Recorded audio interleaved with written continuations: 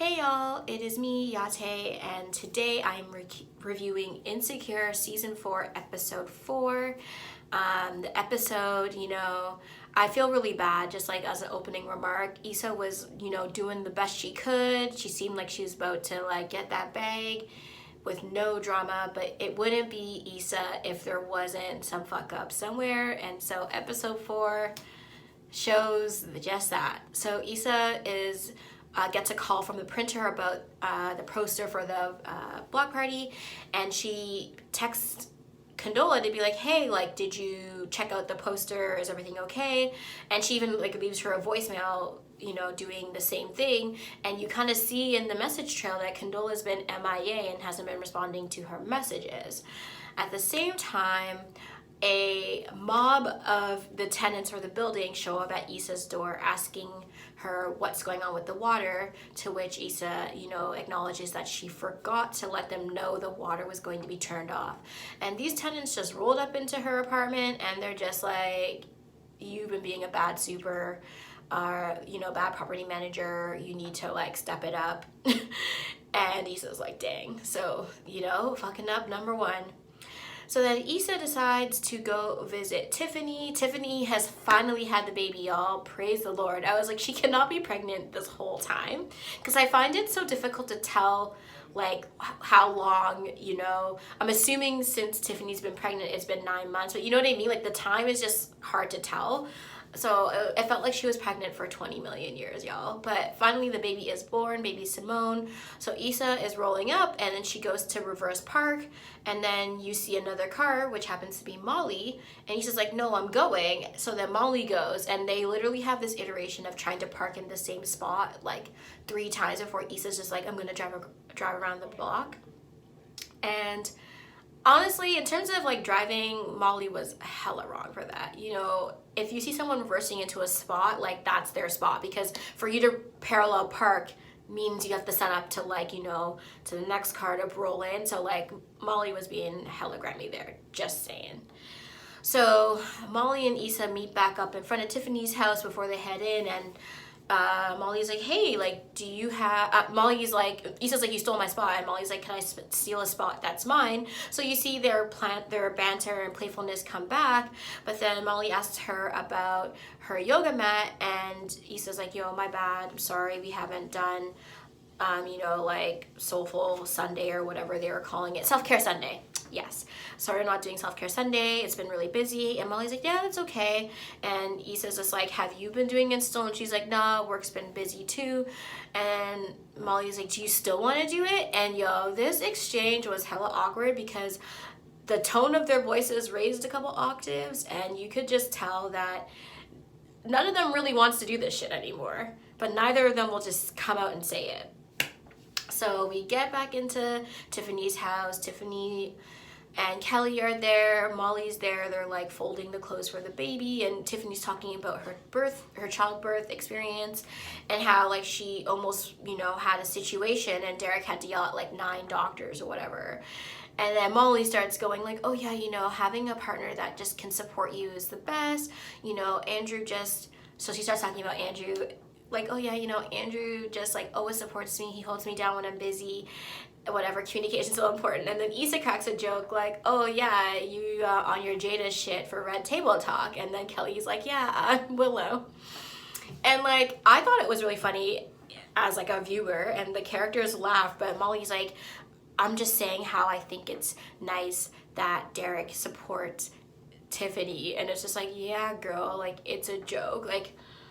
Molly just seems like she's one of those girls that gets a boyfriend and does not know how to act. Girl, yes, we know you have a boyfriend. It's been 2 minutes.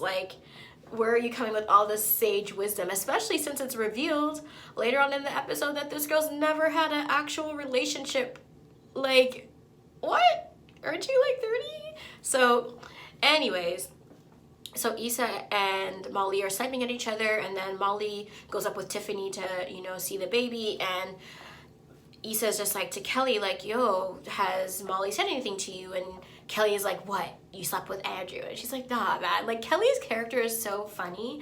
I really, really hope we get to have an episode that's about Kelly and her dealing with Tiffany and the baby and just like her life, because she's like the last character to be explored in that way. Anyway, so you know, Kelly's just like, you know, maybe she's really stressed, you just have to talk to her.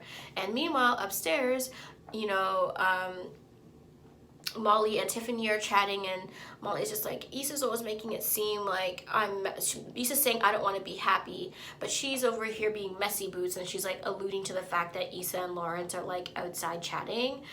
And Tiffany's just like, well, you know, I think it's just a miscommunication, you guys should just chat. So like literally Tiffany and Kelly are giving great advice, and neither of these hoes are taking it. It's so annoying.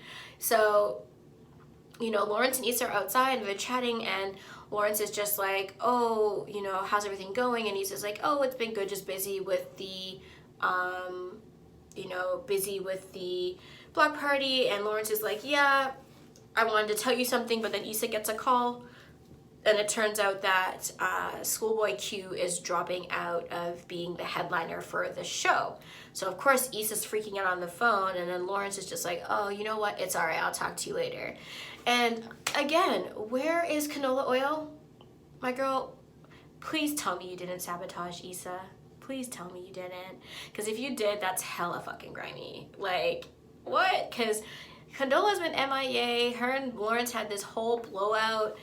And so now I'm just wondering, like, you didn't choose a guy, Lawrence, over helping Issa, which you agreed to do already, finish this block party when it's so close. Like, I am hoping Condola got in an accident that wasn't like too serious, but serious enough for her to not be answering her phone right away, because otherwise I'm feeling hella suspicious. Like, my spidey senses are tingling, and Condola, I got my eye on you, because nah, man, look, my eyes are like fucking stretched open right now. Like, I was stressed. So anyways, so Molly sees Issa and Lawrence talking, assuming that Issa's like hooking up with Lawrence, when clearly like it's very platonic. And that's like the thing, I'm just really tired of the two of them. Like, I feel like Molly's assuming so much about Issa's situation without really speaking to Issa. So she doesn't actually know what's happening, but is assuming based on preconceived or like, you know, previous actions by Issa to judge it. And then I do feel like Issa is not really listening to Molly, as I said in my previous video, which is the reason why she never really seems to like be able to speak to Molly and like kind of not offend her at the moment. So anyways, Schoolboy Q has canceled. Issa spends the night just calling random people on her phone. This girl tries to DM Beyonce to be like, oh yeah, like some sob story or whatever. I'm like, Issa, please, right? And then she sees Sir Inglewood, and if you haven't heard his album, it's really good.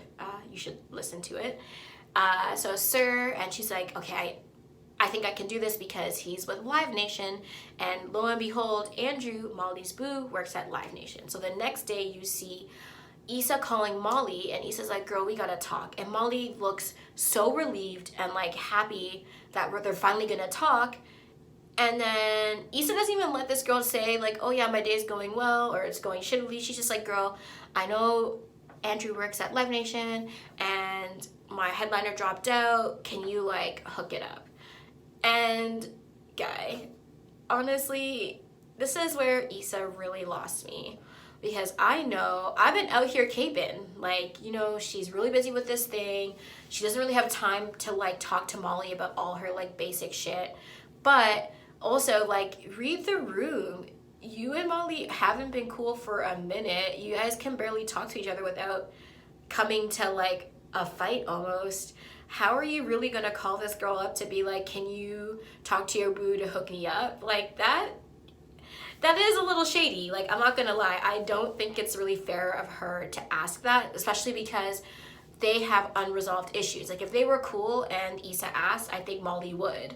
But you haven't been cool. You kind of have been like taking a shit out of her in terms of her relationship struggles and stuff. Like, she obviously is gonna be like, okay.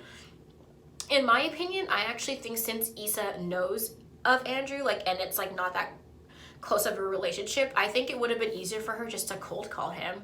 Like, give Molly a heads up, like, hey, the headliner, you know, is not doing it anymore. and I'm gonna message Andrew and ask him about this. I just wanted to give you a heads up because I don't want you to be caught off guard, and it's like a professional thing. So I think that actually would have made more sense for her just to like cold message him, and just give Molly a heads up that she's doing that. I mean, that's what I would have done. So Molly says yes over the phone. But, you know, Molly and Andrew have been having their issues too, because Molly has been hella busy with work. You know, the episode, at the beginning, you see Molly and Andrew supposed to, like, Andrew comes over, you know, for some time with Molly. They're about to get it in.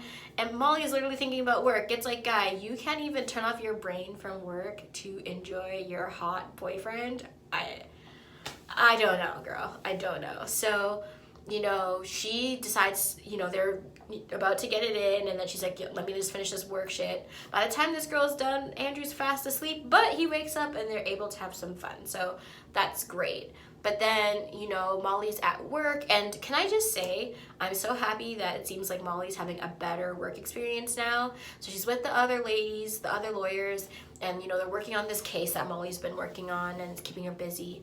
And, you know, they're kikiing, and one of them's like, I gotta go, my kids have been eating, like, pie crust. And then Molly's like, the one lady is like, I can stay, and Molly's like, I think I can stay too, and the main lady is like, didn't you say you have like a listening party or something to go to? And Molly's like, no, it's okay, my man understands, and just like cancels on Andrew. Now, I was super confused by that, because I'm like, Molly, weren't you just like crying 2 Tuesdays ago that you don't have a man and you don't want to ruin things? Like, you can't just, especially when you have an out, like, you could just go do the plans and then maybe like stay up later to work. I don't know, like, you've been a lawyer for a long time, girl. You should be able to figure this shit out so you can go have your fun and like do your work as well. So yeah, so Molly, you know, bailed on Andrew, and we finally see them again at a dinner, and Molly's like, thank you so much for being flexible. And then Andrew's like, I don't know, like, I don't really feel like I'm a priority in your life. And because Andrew had, you know, gone to dinner with Molly, and then she's like, oh yeah, after this we should go do this and this. And he's like, I'm actually playing poker with the guys after. And Molly's like upset, and he's just like, well, I don't feel like I'm a priority. Like, you constantly, it's like, I don't know what's gonna happen, right? Because they'll make plans and she'll cancel. And, you know, clearly it seems like she's just too busy for a boyfriend. And when Andrew said that, Molly's face was just like, And she's like, that's fine. He's like, I could cancel. She's like, no, it's okay. Go have fun with your friends. But the thing that annoys me with her is, like, everything she's feeling is, like, on her face. So, like, she's, like, upset. And I hate that when she gets upset, she doesn't just, like, say what she wants to say. So, like, Andrew knows you're upset with him. Just, like, say what you need to say and call it a fucking day. Like, so that sucked, and I felt bad for her in that moment, because yeah, like, work can be super busy, and having a partner that can understand that's great. But I don't know if she, like, had she actually explained that to him? Does he really know how busy she is? And is this like just a temporary thing? Is this an all the time thing? Because, like, you're not the only person that has a demanding job, as he says. So again, Issa brings up this, you know, sir thing with the link with Andrew, and after that dinner, Molly has to go to Andrew to kind of like patch things up, so she does. And so that's when you think she might bring up the Issa's request, which she does not. Her and Andrew chat. He again says he thinks their schedules aren't compatible, and Molly's just like, you know, she's never been in a relationship to this point where her schedule has made a difference. And that shit made me feel sad. Like, girl, what? Really? Fuck. Like, no wonder you're so desperate. She's never had a real boyfriend before. Yeah. I mean, and not to be grimy, but I mean, Issa's had boyfriends though, right? I mean, Issa was with Lawrence for like 5 years, and even though he was waste, like, you don't have any relationship experience, really? Damn. No wonder she was falling in love with Dro. Like, my girl, she doesn't know. Yeah. So anyways, Molly and Andrew make up. They're cool. Molly calls Issa to be like, yeah, so I didn't even ask him. I don't want to, you know, I really want to protect this relationship and keep it separate. Issa's just like, dang. And honestly, I feel like Issa is a big dummy for not seeing it coming, but also for thinking that that would be okay. Like, you haven't actually spoken to your bestie in a minute. And yeah, of course, like, everyone has a life, and Molly isn't the best person, but I do kind of feel her on this point. Like, we between you and me, Issa, Molly, have a serious situation. Like, we need to talk. You refuse to talk to me. When we do talk, it's like we're always swiping at each other, and then out of the blue, you like ask me to hook you up through my boyfriend to find a new headliner. Like, so yeah, I can see why she wouldn't want to do it, but I also see why she doesn't want to like ask either, because her and Andrew are like, even though it's their honeymoon period's done, like there's still kind of struggles, like they're still figuring each other out, and I can see why she would hesitate to like ask about that. My question to Issa though is, I thought you and Daniel were cool. Why didn't you just call Daniel? Daniel worked with, what's that guy's name? I mean, he's an artist. He works with other artists. Like, I'm sure, Ty Dolla $ign. There you go. I feel like such an old person. I'm like, that guy, he's on all the tracks. He was on Hot Girl Summer. Yeah, so Ty Dolla $ign, like, I thought he worked with him. Like, he's in the industry, surely he could help you. So I kind of just felt a way as well that, like, Issa is messy in that sense, because I thought her and Daniel ended well, so she could have just asked him. And can I just say too, like, I am waiting for Nathan and Daniel to roll up to this block party. Like, I can just see it happening, and that would be a blessing, because Nathan is so hot. And I even forgot, this bitch left Issa the most future, as in Future the Waste You, the rapper, voicemail I've ever heard. Talking about, you don't have to call me back. I just wanted to check in on you. I like, you know, Andrew told me that you're still doing the block party, blah, blah. I'm like, guy, you don't call somebody and leave them a voicemail and not expect them to call you back or like get in touch with you again. What a fucking little liar. Like, his voice sounded so sexy though. Like, I was like, dang. I'm surprised Issa did not message him back right away, because I mean, if I heard that voicemail, yeah, so I'm hoping Nathan and Daniel show up, because I miss seeing their fine asses on the screen. You know, Molly and Issa are about to have a fight, and I'm really curious as to how that's gonna go down. I really hope it doesn't happen at the block party, but again, going back to the first episode, it was post block party where Issa's all like, you know, I don't fuck with Molly anymore. So we know that something's gonna happen. I just hope and pray it doesn't ruin the block party itself. Y'all, that was an episode. I just find it so interesting how these episodes can be so short in time, so 30 minutes just about, but sometimes it feels like whatever the situation is, or like the scenes they shoot, they feel so long. So like sometimes I'm watching the show and it seems like it's done right away, like in a blink, and then other times it seems like it's on for a minute. Like, this episode to me felt really long, even though it was the same 30 minutes at most length. So I really, really enjoyed that shit. Yeah, y'all, it's about to go down.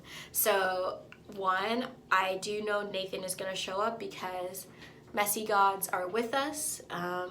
So that will be interesting. We see in like the preview for next week that Molly doesn't even want to go to the block party. So yeah, that's gonna be a thing. Where the fuck is CONDOLA? Like, CONDOLA is missing, and I have questions that need answers. QTNAs, girl, where are you? And if Lawrence fucked this up for Issa because of his lame ass, like, oh, are you still in love with your husband shit with CONDOLA? Like, if that fight is really what has fucked up Issa and Condola's relationship, like, Lawrence needs to go for real this time. Like, season 5, which Insecure has been okayed, greenlit for, yay. I'm excited because I love this show. And I'm happy for Issa Rae because I think she is the bomb.com. But yes, in season 5, he can't be here anymore. Like, I'm really tired of his character. I'm really excited that the block party is happening in the middle of the season, so it's not like a cliffhanger where we have to wait until next season to find out what's gonna happen, you know, with Issa and Molly and shit. And that also means there's 10 episodes, so that means there's gonna be 5 more episodes to go, so lots of ground to cover. Oh yeah, also when Molly was at work with those ladies, there was like this younger, I guess like junior, like lawyer that Molly used to, I don't know, did she say mentor with his friends? And I really hope, honestly, listen, I like Molly and Andrew together. I think they're cool and fun. So I really don't want her to, you know, mess with someone else, especially someone at her work. Even though she said he's into Abigail's, I don't care. Molly, stay the hell away, please. No drama at work, because at least there should be one part of your life that's going well, and let that be your work. You're putting in all these hours, like just have that for you. Don't mess that one up as well. But yeah, whew, it was an episode. Also, before I let y'all go, like Derek's whole thing about one day some teenage boy is going to like finger his daughter, that was really gross. Like, gross and like unnecessary. What in the actual hell are you thinking that you're looking at your newborn baby and thinking this shit? Like, I'm just tired. Like, what are you saying? It was gross and like unnecessary, I think, but hey, if this is how men feel, there's a lot of work to be done, y'all. A lot of work to be done. But anyways, I hope you guys enjoyed this review. I will see you again for episode 5. We will be at the end of the build-up. The block party will be happening, and I cannot wait to see what goes down. Do you think Molly and Issa are going to have a physical fight? Will someone get slapped? Will the block party be successful? Stay tuned. Ciao.